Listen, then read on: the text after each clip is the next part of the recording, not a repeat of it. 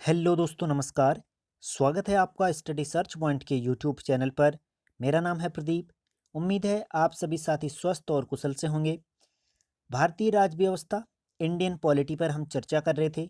उसी के अंतर्गत वीडियो के इस अंक में भारतीय संविधान की प्रस्तावना पर हम चर्चा करेंगे।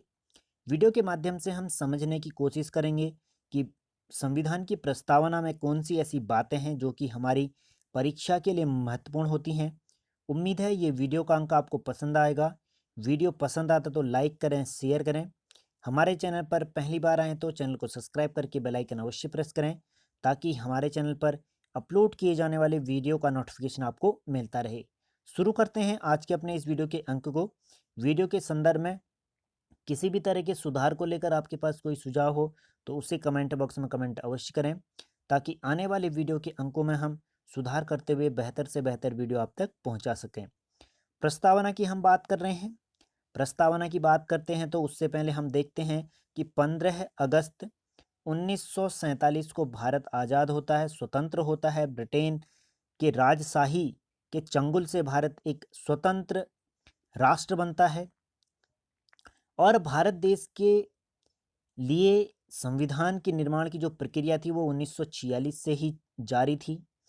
और 13 दिसंबर 1946 को पंडित जवाहरलाल नेहरू के द्वारा एक प्रस्ताव लाया गया संविधान सभा के सामने, जिसको उद्देश्य प्रस्ताव के नाम से जाना जाता है। और इस उद्देश्य प्रस्ताव को संविधान सभा ने 22 जनवरी 1947 को स्वीकार कर लिया, जो कि आगे चल करके संविधान की प्रस्तावना या उद्देशिका बनी है। ठीक है, तो पंडित जवाहरलाल नेहरू के द्वारा 13 दिसंबर 1946 को उद्देश्य प्रस्ताव पेश किया गया, जिसको 22 जनवरी 1947 को संविधान सभा के द्वारा स्वीकार कर लिया गया, जो कि भारतीय संविधान की प्रस्तावना बनती है। ठीक है, भारतीय संविधान की जो प्रस्तावना है उसकी एक खास बात यह है कि यह केवल एक पंक्ति पर लिखी गई है। इसमें किसी भी तरह के अल्प विराम और पूर्ण विराम का प्रयोग नहीं किया गया है मध्य में। तो भारतीय संविधान की प्रस्तावना पर किसी भी तरह के अल्प विराम और पूर्ण विराम का प्रयोग मध्य में नहीं किया गया है।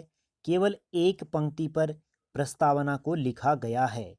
भारतीय संविधान की जो प्रस्तावना है वो क्या है, किस तरह से लिखी गई है, उसकी अगर हम बात करते हैं तो हम यहाँ पर स्क्रीन पर आप देख सकते हैं प्रस्तावना को अब पढ़ने जा रहे हैं।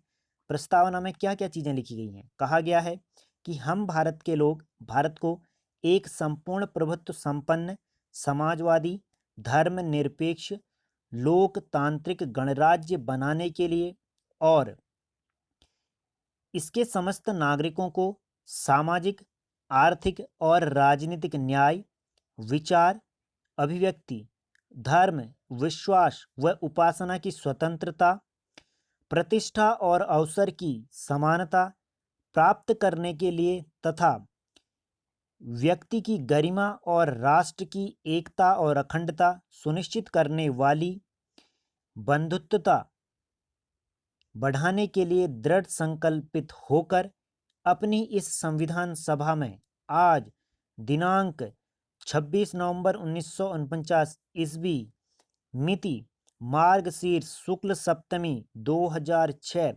विक्रमी को एतद द्वारा संविधान सभा को अंगीकृत, अधिनियमित और आत्मसमर्पित करते हैं। तो ये सारी चीज़ें जो लिखी गई हैं केवल एक पंक्ति पर लिखी गई हैं। केवल हलंत का प्रयोग यहाँ पर किया गया है, किसी भी तरह के अर्धविराम और पूर्ण विराम का प्रयोग नहीं किया गया है प्रस्तावना पर। ठीक है, तो ये भारतीय संविधान की जो प्रस्तावना है उसकी खास विशेषता है, केवल एक पंक्ति पर। और ये गद्य के साथ साथ पद्य भाषा भी इसमें मिलती है भारतीय संविधान की प्रस्तावना पर। ठीक है, और भारतीय संविधान की जो प्रस्तावना है उसके चार प्रमुख तत्व यहाँ पर हैं। चार प्रमुख तत्वों की अगर हम बात करते हैं, एक तो संविधान की जो शक्ति का स्रोत है, साथ ही इसमें जो भारत की प्रकृति यानी कि भारत किस तरह का देश होगा उसके बारे में बताया गया है। साथ ही संविधान के क्या उद्देश्य होंगे वो बताए गए हैं, और संविधान को लागू होने की तिथि यहाँ पर बताई गई है। तो ये चार प्रमुख तत्व हैं, इस पर हम आगे विस्तार से अभी चर्चा करेंगे। ठीक है, देखिए जो संविधान की प्रस्तावना है उस पर बहुत ज़्यादा वाद यहाँ पर हुआ है। और इस वाद के अंतर्गत जो प्रमुख वाद हैं उनकी अगर हम बात करते हैं, तो बेरूबाड़ी यूनियन वाद रहा था 1960 का, जिसमें सर्वोच्च न्यायालय यानी कि सुप्रीम कोर्ट ने माना था कि जो प्रस्तावना है यानी जो उद्देशिका है वो संविधान का भाग नहीं है। ठीक है, तो किस वाद के अंतर्गत सर्वोच्च न्यायालय या सुप्रीम कोर्ट ने माना कि प्रस्तावना संविधान का अंग नहीं है? तो बेरूवाड़ी वाद यूनियन वाले वाद पर इसको माना हुआ था 1960 के वाद में। ठीक है, उद्देशिका यानी कि जो प्रस्तावना है संविधान की, उसमें केवल अभी एक बार मात्र संशोधन हुआ है, और वह संशोधन किया गया था 42वें संविधान संशोधन 1976 के द्वारा।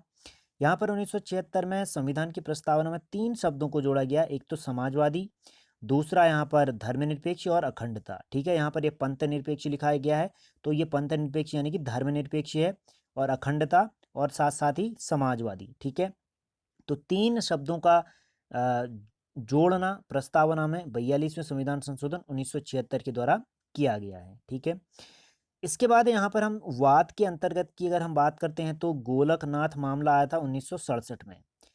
इसमें कहा गया था कि संविधान के किसी भी भाग या किसी भी अनुच्छेद की भाषा अस्पष्ट होती है या संदिग्ध होती है, जो समझ में नहीं आती है, तो उसके लिए हम उस की परिभाषा को स्पष्ट करने के लिए प्रस्तावना यानी कि उद्देशिका का सहारा ले सकते हैं। ठीक है, तो किस मामले में कहा गया कि संविधान की किसी भी अनुच्छेद या भाग की भाषा अस्पष्ट या संदिग्ध होती हो, जो समझ में नहीं आती हो, तो उसके लिए उद्देशिका यानी कि प्रस्तावना को सहारा माना जाएगा।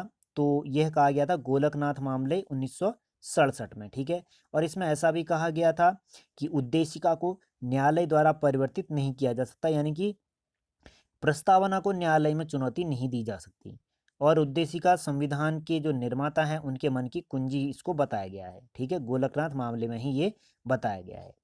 उसके बाद होता है 1973 का केशवानंद बनाम केरल राज्य का वाद, और इस वाद में कहा गया सर्वोच्च न्यायालय यानी सुप्रीम कोर्ट के द्वारा कि जो उद्देशिका जो प्रस्तावना है वह संविधान का अंग होगा। ठीक है, तो कौन से वाद के तहत उद्देशिका को संविधान का अंग माना गया है? तो केशवानंद बनाम केरल राज्यवाद 1973 में। और किस वाद के आधार पर कहा सर्वोच्च न्यायालय ने कि प्रस्तावना संविधान का अंग नहीं होगा? तो यह बेरोबाडी यूनियन वाद में 1960 के अंतर्गत ये कहा था। ठीक है, और केशवानंद बनाम जो केरल राज्य का वाद था 1973 में, उसमें ऐसा भी कहा गया कि जो उद्देशिका है उस पर जो है कि अनुच्छेद 368 जिसमें संविधान संशोधन के बारे में कहा गया है, तो कहा गया है कि संसद जो है कि इसमें संशोधन नहीं कर सकती संविधान की प्रस्तावना पर, इसके मूल स्वरूप को नहीं बदल सकती अनुच्छेद 368 के अंतर्गत। ठीक है, क्योंकि अनुच्छेद 368 में संविधान के जो अनुच्छेद हैं, जो भाग हैं, उनमें संशोधन करने की शक्ति संसद को दी गई है। तो यहाँ पर ये स्पष्ट किया गया केशवानंद बनाम केरल राज्यवाद में 1973 में कि इसके अंतर्गत प्रस्तावना में संशोधन नहीं किया जाएगा। ठीक है, प्रस्तावना में मुख्य रूप से 3 तरह के न्याय व्यवस्था यानी कि न्याय का उल्लेख है। 3 तरह के न्याय का उल्लेख है, वो 3 तरह के न्याय कौन-कौन से हैं? एक तो सामाजिक न्याय है, दूसरा आर्थिक न्याय है और राजनीतिक न्याय। तो 3 तरह के न्याय आपको याद रखने हैं। बहुत बार प्रश्न में यहाँ से पूछा गया है कि कौन-सा न्याय प्रस्तावना में उल्लेखित है या प्रस्तावना में उल्लेखित नहीं है? तो सामाजिक, आर्थिक और राजनीतिक न्याय उल्लेखित है प्रस्तावना में। ठीक है? इसके अलावा एक वाद और हुआ था 1995 का, एलआईसी ऑफ इंडिया मामला आया था। ठीक है, एलआईसी ऑफ इंडिया मामला आया था 1995 में, और इसमें भी सर्वोच्च न्यायालय ने पुनः दोहराया कि जो उद्देशिका है, जो प्रस्तावना है, वह संविधान का भाग है और यह इसका आंतरिक हिस्सा है। ठीक है, तो एलआईसी इंडिया मामले में 1995 में सर्वोच्च न्यायालय सुप्रीम कोर्ट ने पुनः दोहराया कि जो प्रस्तावना है, जो उद्देशिका है, वो संविधान का भाग है और इसका ये आंतरिक भाग है। ठीक है, बढ़ते हैं आगे। अब देखिए, यहाँ पर जो भारतीय संविधान की प्रस्तावना यानी उद्देशिका है, उसको लेकर के बहुत सारे विद्वानों ने अपने अपने मत दिए हैं, जिसमें जो है कि कह सकते हैं कि कानून विशेषज्ञ हैं और साथ ही साथ राजनीति शास्त्री हैं। ठीक है, राजनीतिज्ञ हैं। तो इनमें जो सबसे प्रमुख नाम आता है, बहुत बार यहाँ से प्रश्न भी पूछा गया है कि उद्देशिका को संविधान की कुंजी किसने कहा है, या जो है कि उद्देशिका को कुंजी नोट किसने कहा है? तो उद्देशिका को कुंजी नोट या संविधान की कुंजी, जो कि अंग्रेज कह सकते हैं कि राजनीति शास्त्री थे सर आर्नेस्ट वारकर, उन्होंने कहा है। और इन्होंने अपनी पुस्तक principle of the social and political theory, जो कि 1951 के आसपास प्रकाशित हुई थी, उसमें ये चीज़ इन्होंने लिखा हुआ है। ठीक है, तो भारतीय संविधान की उद्देशिका प्रस्तावना को संविधान की कुंजी या कुंजी नोट ब्रिटिश राजनीतिक शास्त्री सर अर्नेस्ट वारकर ने अपनी पुस्तक principle of social and political theory, जो 1951 में प्रकाशित हुई है, उसमें वर्णित किया है। ठीक है, इसके अलावा संविधान की उद्देशिका हमारे दीर्घकालिक सपनों का एक विचार है। किसने कहा है? तो यह कहा है अलादि कृष्णाम स्वामी अय्यर ने। इन्होंने क्या कहा है कि संविधान की जो उद्देशिका है वह हमारे दीर्घकालिक सपनों का एक विचार है। ठीक है, उद्देशिका संविधान का सबसे महत्वपूर्ण अंग है, ये किसने कहा है? यह कहा है डॉक्टर ठाकुरदास भार्गव ने। डॉक्टर ठाकुरदास भार्गव ने प्रस्तावना को यानी उद्देशिका को संविधान का सबसे महत्वपूर्ण अंग माना है। इसके अलावा एक और कथन यहाँ पर है, जो कि एन ए पालकीवाला ने कहा था, जो कि प्रसिद्ध न्यायविद संवैधानिक विशेषज्ञ रहे हैं। उन्होंने कहा था कि संविधान का परिचय पत्र, परिचय पत्र किसको कहा है? संविधान का परिचय पत्र प्रस्तावना या उद्देशिका को किसने बताया है?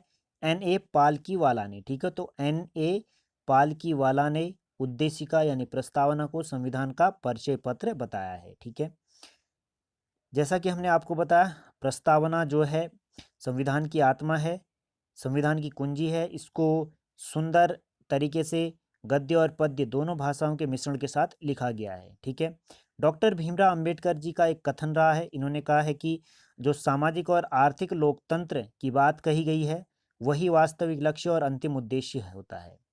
वही जो संविधान का वास्तविक लक्ष्य है, जो अंतिम उद्देश्य है, वह है सामाजिक और आर्थिक लोकतंत्र।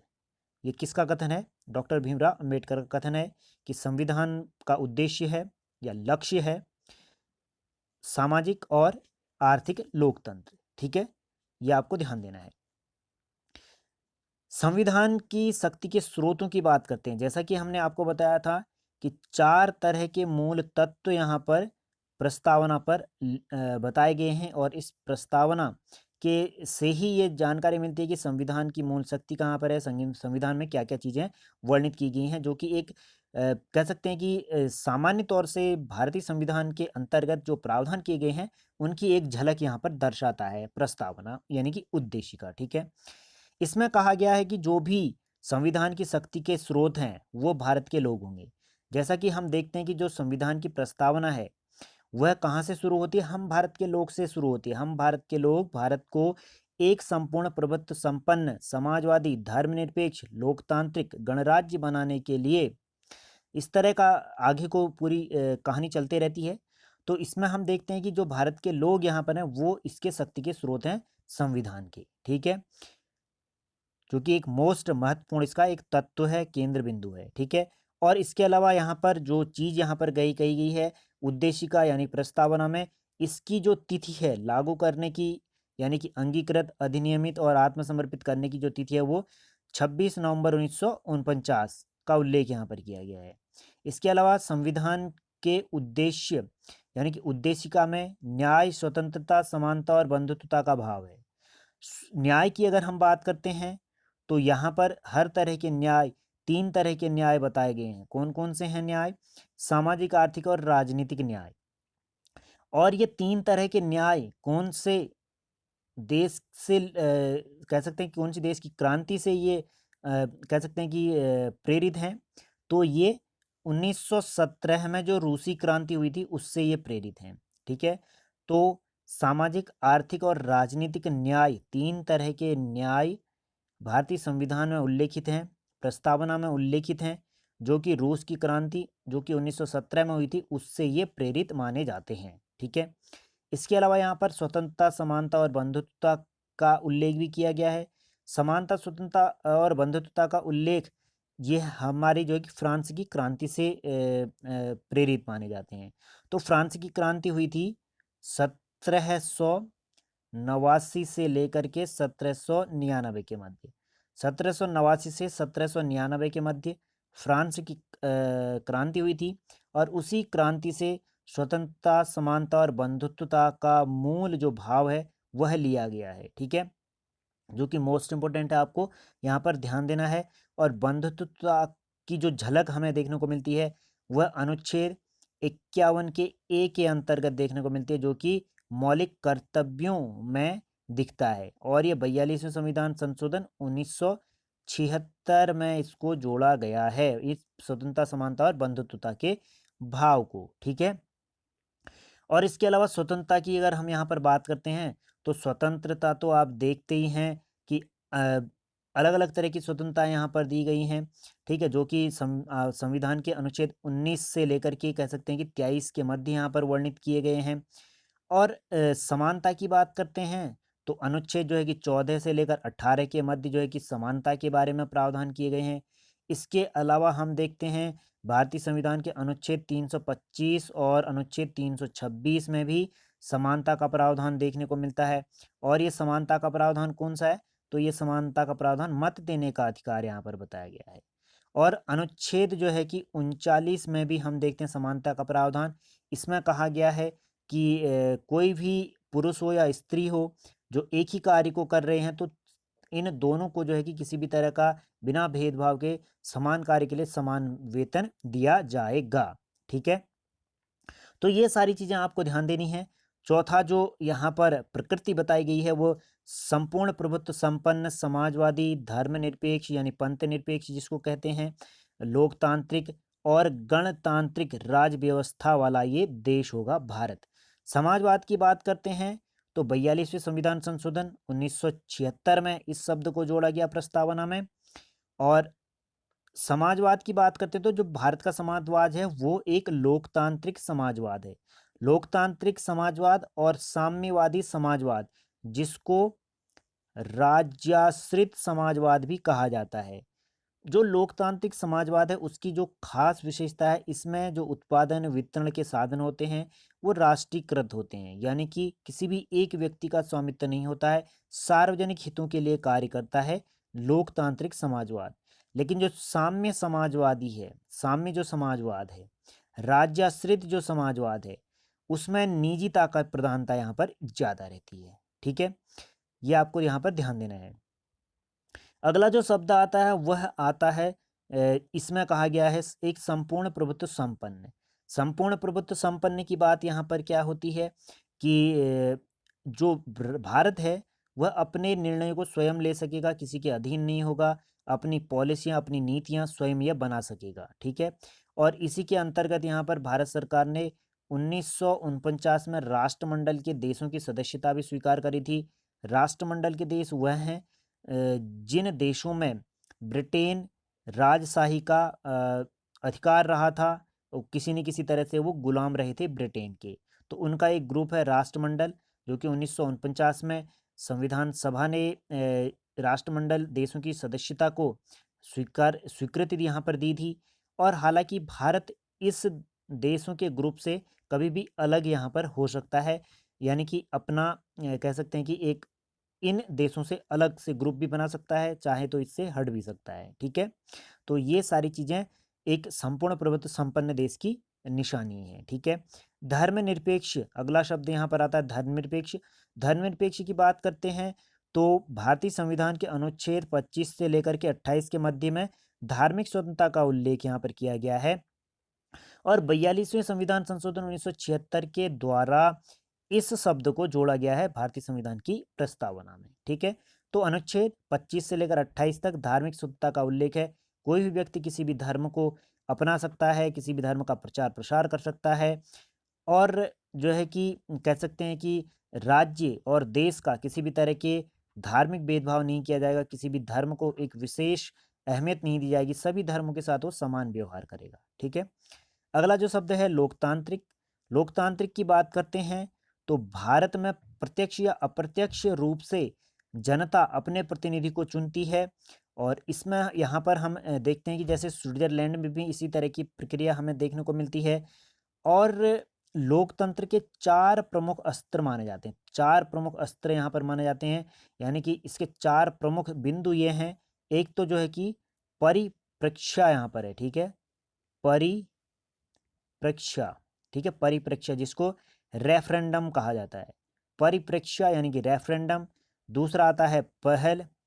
रेफरेंडम मतलब कि जनमत संग्रह किया जाएगा कि कौन-सा नेता लोकप्रिय है, चुनाव जो किया जाता है, ठीक है? वही रेफरेंडम होता है। पहल यानी कि किसको यहाँ पर आगे बढ़ाया जाता है, यानी कि किसकी ज़्यादा कह सकते हैं कि अहमियत है, किसी भी एक कार्य करने की शैली किसकी अच्छी है, तो इस तरह से पहल, ठीक है? एक व्यक्ति के द्वारा जो पहल की जाती है विकास को लेकर, जन कल्याण के लिए।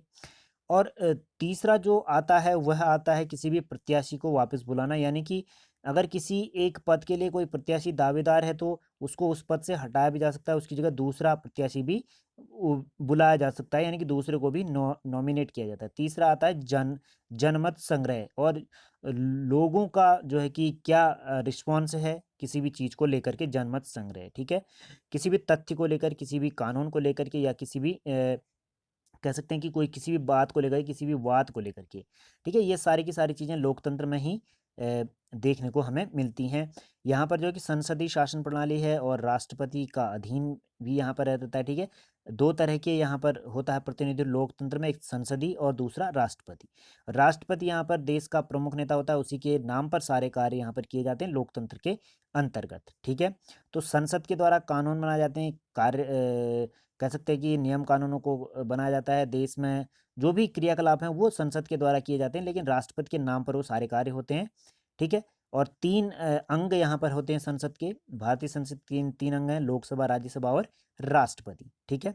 चलिए, अगला जो यहाँ पर आता है गणतंत्रात्मक व्यवस्था आता है। गणतंत्रात्मक व्यवस्था की अगर हम बात करते हैं तो गणतंत्र, जो हमने लोकतंत्र की बात करी थी, उसमें 2 तरह के शासन पद्धतियाँ देखने को मिलती हैं। एक तो राजशाही मिलता है, दूसरा गणतंत्र मिलता है, और यही गणतंत्र की बात हो रही है। राजशाही में आमतौर पर राजा या रानी के द्वारा शासन किया जाता है, वही प्रमुख होता है, सर्वेसर्वा होता है।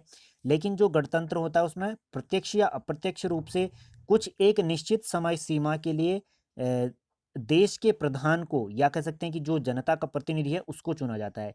केवल एक निश्चित समय सीमा के लिए गणतांत्रिक राज्य व्यवस्था में किसी भी व्यक्ति को एक पद पर निर्वाचित किया जाता है, और उसको उससे पहले भी हटाया जा सकता है, उसकी भी एक प्रोसेस होती है। संविधान के उल्लंघन हो सकता है, या फिर जो है कि कदाचार का हो सकता है, तो अलग-अलग तरह के ये प्रावधान यहाँ पर किए जाते हैं, ठीक है? इसके अलावा हम यहाँ पर देखते हैं कि जो संविधान की प्रस्तावना है, उद्देशिका जिसको कहा जाता है, उसमें संशोधन किया जा सकता है। हालाँकि इसमें नकारात्मक संशोधन नहीं होगा, लेकिन संशोधन भी ऐसा किया जाएगा कि संविधान के मूल ढांचे में कोई परिवर्तन ना हो, ठीक है? जैसे कि यहाँ पर जो पंथनिरपेक्ष था उसको धर्मनिरपेक्ष जोड़ा गया, लोकतांत्रिक शब्द यहाँ पर जोड़ा गया, वादी शब्द जोड़ा गया, तो ये एक सकारात्मक बिंदु थे।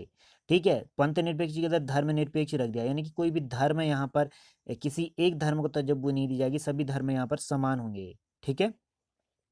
जैसा कि हमने आपको बताया था कि 26 जनवरी 1950 को संविधान पूरी तरह से लागू होता है, और उससे पहले 26 नवंबर 1950 49 में संविधान आंशिक रूप से लागू किया जाता है। कौन-कौन से अनुच्छेद थे आप यहाँ पर देख सकते हैं। ये अनुच्छेद 26 नवंबर 1949 को लागू किए गए थे, और संविधान पूरी तरह से 26 जनवरी 1950 को लागू किया गया था। मूल संविधान में यहाँ पर 22 भाग हैं, 395 अनुच्छेद हैं और 8 अनुसूचियाँ हैं। वर्तमान में जो मूल संविधान है उसमें 22 भाग हैं, 395 अनुच्छेद हैं और 12 अनुसूचियाँ हैं, ठीक है? और मूल में कौन-कौन सी चीज़ें थी? 12 अनुसूचियाँ जो वर्तमान में है वो केवल 8 थी, 395 अनुच्छेद पहले भी थे, अब भी थे, 22 भाग पहले भी थे, अब भी हैं, ठीक है? अगर 22 भागों के उपभाग जोड़ लिए जाएँ तो 25 यहाँ पर भाग हो जाते हैं, और 395 के उप अनुच्छेदों को अगर हम जोड़ देते हैं तो लगभग 468 465 अनुच्छेद यहाँ पर बनते हैं, ठीक है? ये घटते-बढ़ते रहते हैं संशोधनों के आधार पर, इनकी जो कह सकते संख्या है वो कम होती रहती है, ठीक है? भारतीय संविधान में भारत को राज्यों का संघ माना गया है। भारतीय संविधान में भारत को किसका संघ माना गया है? राज्यों का संघ। राज्यों का संघ कब होगा? भारत इसको कब यहाँ पर पूरी तरह से यहाँ पर कह सकते हैं कि स्वीकृति मिली थी, तो ये 1945 में मिली थी। तो 1945 में कहा गया था पहली बार कि जो भारत होगा वो संयुक्त राष्ट्र का जब ये सदस्य बना था, ठीक है, उससे पहले ही कह सकते हैं कि 1935 के भारत शासन अधिनियम के दौरान भी इस बात को स्पष्ट किया गया था कि जो भारत है वह यहाँ पर क्या होगा, राज्यों का वो एक संघ होगा, ठीक है। तो राज्यों का संघ भारत होगा, ऐसा भारतीय संविधान में उल्लेखित किया गया है। संविधान में इंडिया और भारत दो शब्दों का संबोधन भारत के लिए किया गया है। तो भारत के लिए इंडिया और भारत दो तरह के शब्दों का संबोधन मिलता है भारतीय संविधान में। राज्यों का संघ होगा, ये संविधान में कहा गया है भारत, ठीक है। तो ये सारी की सारी चीजें जो भी हो सकती थी प्रस्तावना को लेकर के हमने कोशिश करी आपके सामने रखने की। जितनी भी महत्वपूर्ण चीजें थी, कुछ जो कह सकते हैं कि राजनीतिज्ञ हैं उनके द्वारा जो कथन कहे गए हैं भारतीय संविधान की प्रस्तावना को लेकर के, साथ ही साथ जो प्रस्तावना की जो बातें हैं, चार प्रमुख इसके बिंदु हैं जो कि हमने आपको बताया था कि इसमें एक तो प्रस्तावना में जो संविधान के लागू होने की तिथि यहाँ पर दर्शाई गई है, उद्देश्य बताया गया है, भारत में किस तरह की शासन प्रकृति होगी वो बताई गई है, और जो संविधान का अधिकार क्षेत्र, ये जो शक्ति का स्रोत है वो यहाँ पर बताया गया प्रमुख रूप से। तो ये सारी की सारी चीज़ें आपको ध्यान देनी है। 3 शब्दों को जो जोड़ा गया था 1976 में 42वें संविधान संशोधन के द्वारा, और 3 तरह के न्याय की बात की गई है, सामाजिक, आर्थिक और राजनीतिक। तो ये सारी की सारी चीज़ें आपके लिए महत्वपूर्ण है। बहुत बार यहाँ से प्रश्न पूछे गए हैं। तो मिलते हैं अपने अगले वीडियो के अंक में। घर पे रहें, सुरक्षित रहें, अपनों का ध्यान रखें, अपनी पढ़ाई पर नियमित फ़ोकस बनाए रखें, हँसते रहें, मुस्कुराते रहें, एक सकारात्मक सोच के साथ आगे बढ़ते रहें। जय हिंद, जय भारत।